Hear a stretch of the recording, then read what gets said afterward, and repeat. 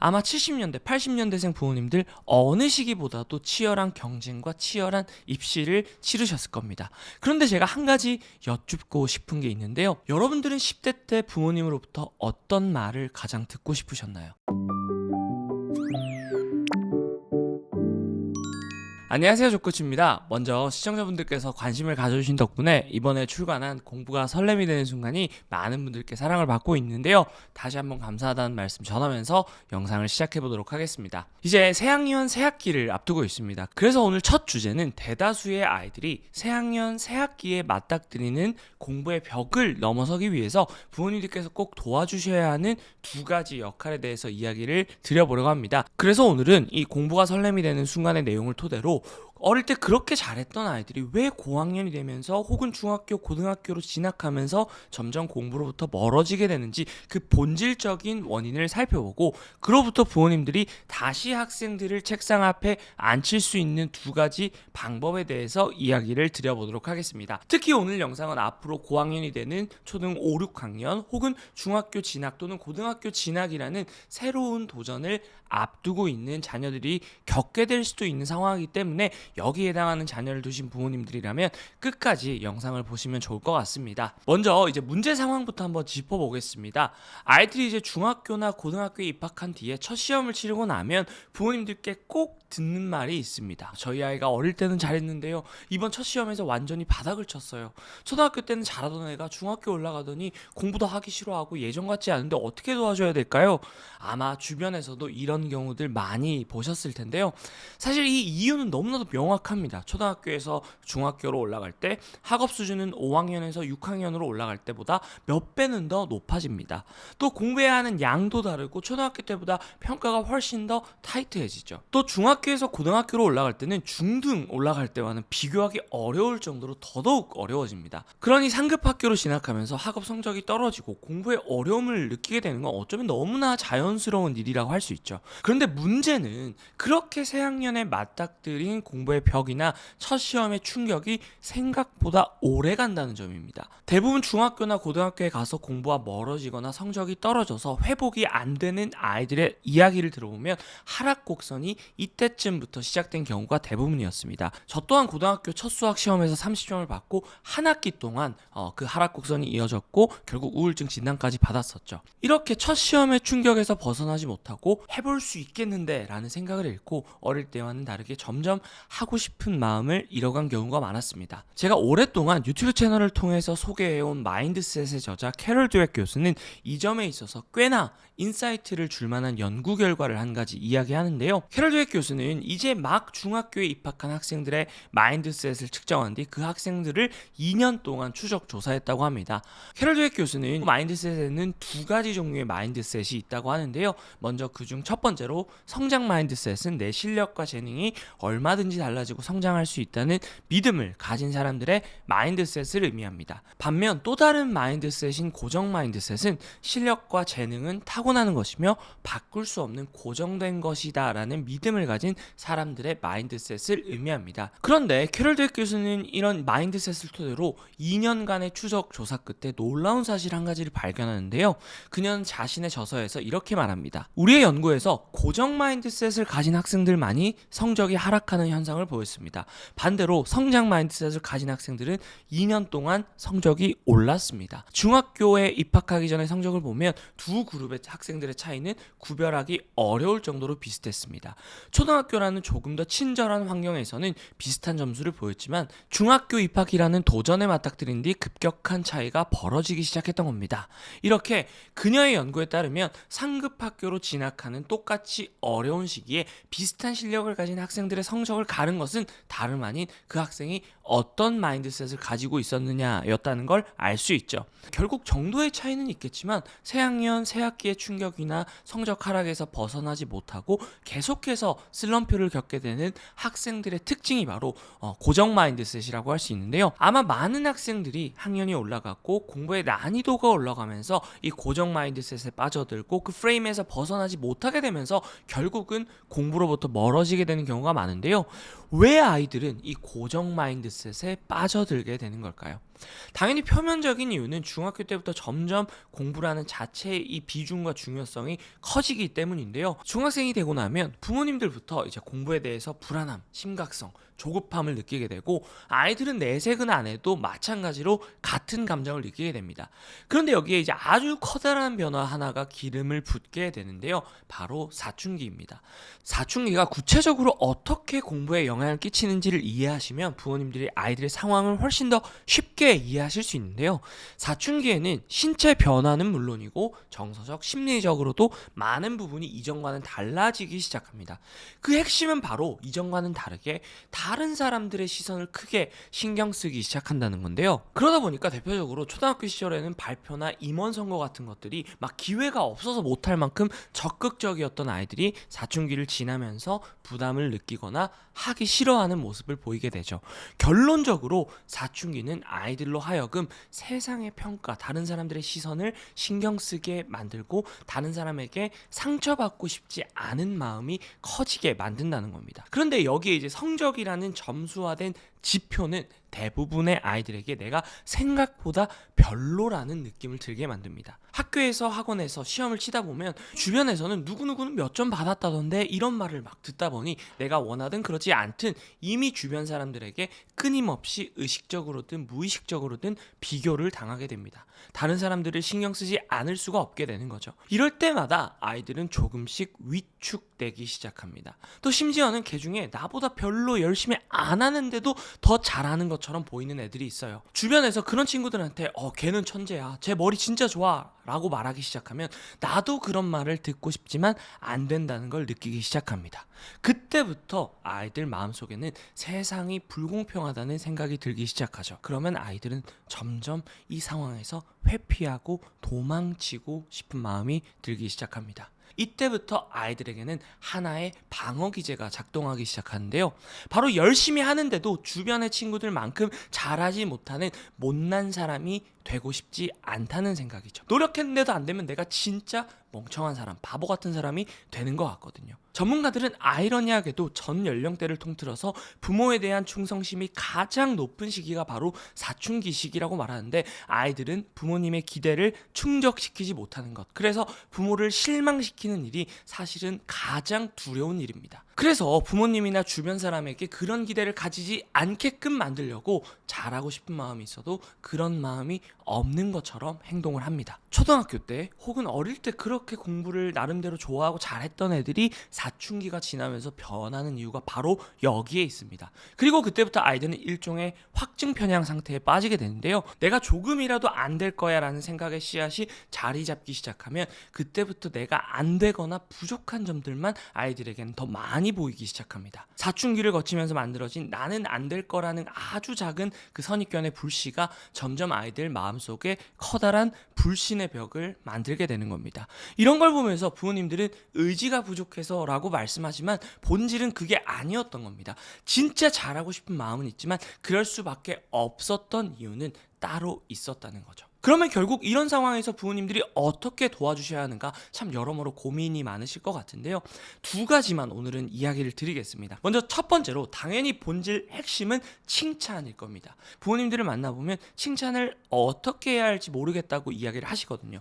근데 여기서 중요한 게 하나 있습니다. 이런 아이들에게 필요한 칭찬에는 알맹이가 있어야 하고 목적이 있어야 합니다. 그리고 그 알맹이 혹은 그 목적은 바로 아이들이 자기 자신의 유능함을 느낄 수 있게 만들어줘야 한다는 거죠. 사람은 기본적으로 내가 유능하다고 느껴질 때, 그 일을 잘할 수 있을 거라고 느껴질 때 그 일을 계속하고 싶고 더 잘하고 싶은 마음이 듭니다. 그러면 그 유능함은 어떻게 느낄 수 있느냐? 여기서 잠깐 제 얘기를 드리겠습니다. 저희 채널의 이름이 스몰빅 클래스가 된 이유 아마 많은 분들이 아실 텐데요. 저희 어머니 덕분이었습니다. 이미 여러 번 이야기했던 스토리라 짧게만 언급드리고 넘어갈 텐데요. 제가 고등학교 때 학생회장 선거 나갔을 때 포기하려고 했던 순간이었는데요. 어머니는 선거를 앞두고 지지율이 4명의 후보 중에 꼴찌라 안 될 것 같아서 이제 포기하려고 하는 제게 공중전화 너머로 그 전까지 기록해둔 것들을 하나씩 읽어주셨습니다. 예를 들어 초등학교 때 딱지치기 대회 나가서 상을 받았던 거, 또 수학 단원평가에서 30점 받았지만 다음 시험에서 10점이 올랐던 거, 난생 처음으로 교내 글짓기 대회에서 장려상 받았던 거, 또 중학교 때 열심히 노력해서 성적을 급상승시켰던 일 등을 이야기해 주셨죠. 어머님은 그때의 일들을 하나씩 이야기해 주면서 이때도 다 어렵고 힘든 일이었는데 너가 결국 노력하고 방법을 찾아서 해내지 않았냐. 그러니 이번에도 당장은 어렵고 불가능해 보이지만 노력하고 방법을 찾으면 해낼 수 있지 않겠냐. 늘 너는 마음먹으면 이렇게 결국 그 일을 해내는 사람이었다고 이야기를 해주셨습니다. 결국 저는 어머니의 말씀 덕분에 용기를 얻어서 한 달 동안 정말 치열하게 이제 연설을 준비해서 500명 중에 5명 정도가 뽑겠다고 했던 그 출발점에서 결국은 200명 넘는 친구들로부터 표를 받으면서 학생회장에 당선될 수 있었는데요. 저는 이렇게 자신의 유능함을 되새겨주는 자신감의 근거가 되고 내가 왜 해낼 수 있는 사람인지를 알려주는 작은 성취, 작은 성공들을 스몰 빅이라고 부르기 시작했습니다. 큰 도전을 이뤄내게 만드는 작은 성취라는 뜻이죠. 저는 아이들이 공부라는 벽을 만나고 할 수 있다는 생각이 부족해서 공부에서 멀어지는 대다수의 학생들에게 필요한 건 바로 이런 경험이라고 생각합니다. 그런데 사람들은 놓치고 또 잊고 살아서 그렇지 각자의 인생에서 모두가 아주 작은 성취를 쌓아왔고 지금도 아주 적은 성취를 쌓고 있습니다. 그런 점에서 칭찬은 어떻게 말하냐 보다 그 사람을 얼마나 많이 알고 어떤 태도로 관찰하느냐가 전 더 중요한 본질이라고 생각합니다. 지금 만약 아이와 학습 때문에 갈등을 겪고 계시다면 대부분 아이에게서 이제 기대에 못 미치는 것들이 눈에 많이 들어오시는 경우가 많을 거예요. 하지만 어차피 못 미치는 걸 왜 못 미치니? 왜 이것밖에 안 되니? 라고 얘기하면요. 절대로 그 아이는 그 일을 잘 해내지 못할 겁니다. 부모님들이 관점을 바꿔주셔야 돼요. 어떻게 하면 하나라도 오늘 잘한 일, 아이가 어떻게 하면 자신의 유능함을 느낄 수 있는 일이 뭐가 있는지를 보시고 어떻게든 그 한 가지를 찾고 짚어주려고 노력해 주셔야 됩니다. 예를 들어 청소 안 하던 애가 어느 날 갑자기 방 청소를 했다. 그때 절대 놓치지 마시고 마음 먹고 하면 이렇게 청소를 잘하네, 청소를 잘할 수 있는 사람이었네, 이 한마디 해줘 보세요. 그러면 그 아이들은요, 무조건 매일은 아니더라도 이전보다 더 자주 더 열심히 청소할 겁니다. 그게 부모님의 말이 만드는 정체성의 힘이라는 거예요. 이렇게 작은 성취를 짚어주는 일이 저는 아이들을 의욕을 가지고 책상 앞에 앉히기 위해서 부모님이 해줄 수 있는 가장 본질적인 첫 번째 역할이라고 생각을 합니다. 그럼 이제 두 번째는요, 많은 부모님들이나 학생들이 주로 반대로 하시는 건데요. 무조건 이번 학기만큼은 목표를 좁혀줘야 합니다. 공부를 더 잘하려고 하는 마음을 버리게, 낮출 수 있게 만들어줘야 한다는 뜻이에요. 이게 무슨 말이냐? 만약에 아이들이 학기 초에 공부하면서 자기가 원하는 결과가 안 나와요. 그러면 되게 실망을 해요. 그러면 겉으로는 공부와 멀어지는 것 같지만 마음속으로는요, 어떤 생각이 드냐면 욕심이 더 커집니다. 자꾸 잘 안 되는 게, 내가 못하는 게 눈에 더 많이 보이기 시작해요. 근데 옆에 애들은 막 다 잘하는 것 같거든요. 그러면 어떻게 될까요?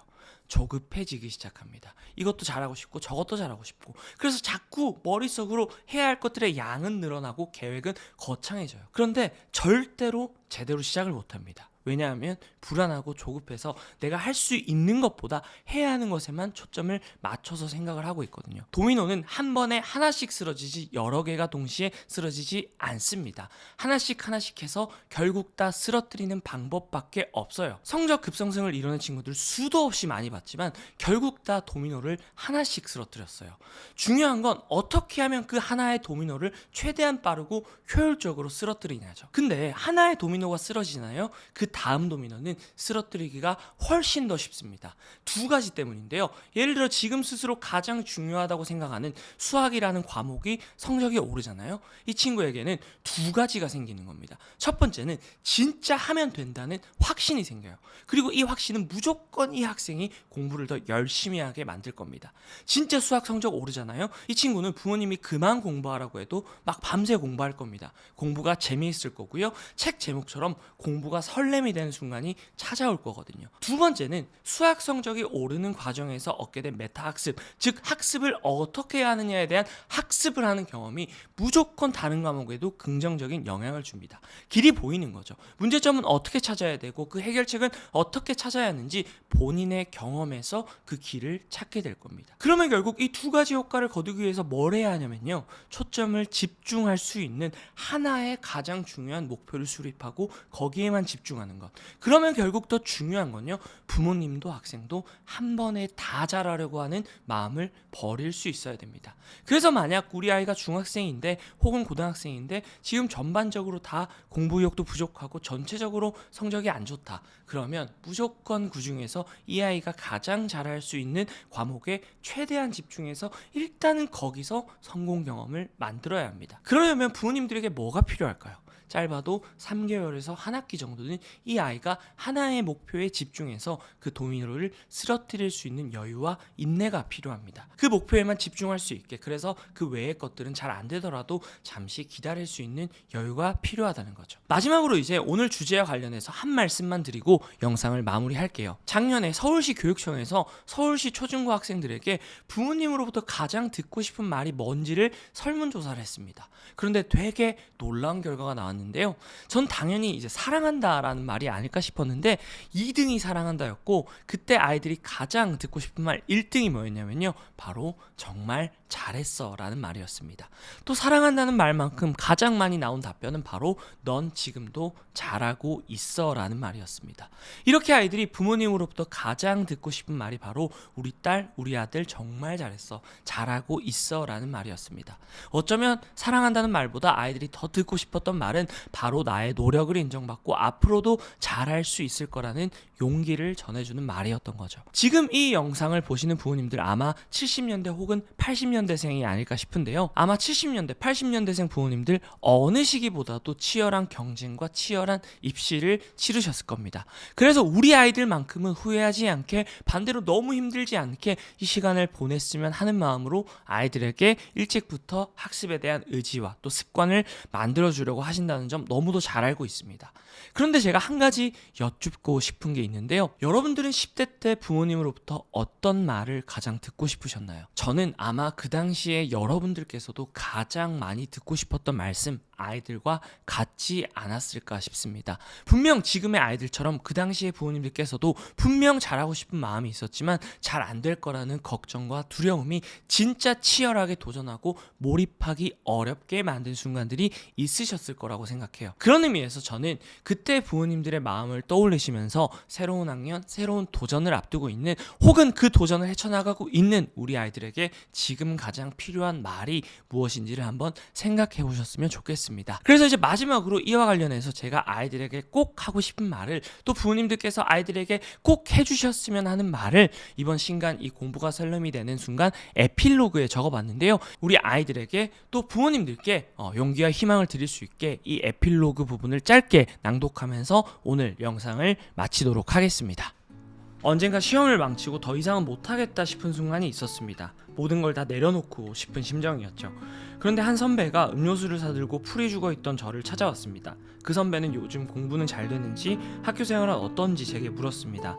선배한테 너무 잘하는 친구들이 많다, 아무리 해도 따라잡기 어려울 것 같다라며 하소연을 했습니다. 선배는 묵묵히 제 말을 듣고 있다 어깨를 토닥이며 이렇게 말했습니다. 승우야, 너 잘하고 있어. 잘하고 있다는 그 5글자에 눈물이 왈칵 쏟아졌습니다. 어쩌면 그동안 내가 그토록 듣고 싶었던 말일지도 모릅니다. 누구보다 애쓰고 있는데, 잘하고 싶어서 정말 열심히 노력해 왔는데 아무도 몰라주는 것 같아서 외롭고 힘들었습니다. 이어 선배는 말했습니다. 누가 뭐라고 해도 너 정말 잘하고 있는 거니까 지금처럼 하면 돼. 잘 안 되는 날도 있고 실수하는 날도 있겠지. 그런데 그런 날에도 너는 계속해서 더 잘하려고 애쓰고 있잖아. 노력하고 있잖아. 세상 사람들 아무도 몰라줘도 네 스스로는 알아줘야 해. 네가 얼마나 노력하고 있는지, 얼마나 잘하고 있는지. 나는 알아. 네가 앞으로 더 잘할 거라는 걸, 곧 너의 봄이 올 거라는 걸. 그랬습니다. 선배의 말처럼 나는 지금껏 수많은 실패의 순간에도 포기하지 않고 열심히 달려왔습니다. 하기 싫고 내려놓고 싶은 날도 정말 많았지만 그럼에도 더 잘하기 위해 다시 책상 앞에 앉았습니다. 내가 나에게 너무 무심했구나, 잘하고 싶은 내 마음을 너무 몰라주고 있었구나 싶었습니다.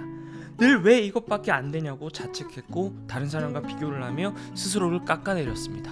하지만 나는 내가 생각하는 것보다 멋진 사람이었습니다. 포기하고 싶어도 도망치지 않았고, 하기 싫어도 나와의 약속을 지켰으며, 나보다 힘들고 아픈 사람들에게 공감할 줄 알고 그런 사람들을 돕겠다는 꿈을 이루려고 매일같이 노력하는 꽤 괜찮은 사람이었습니다.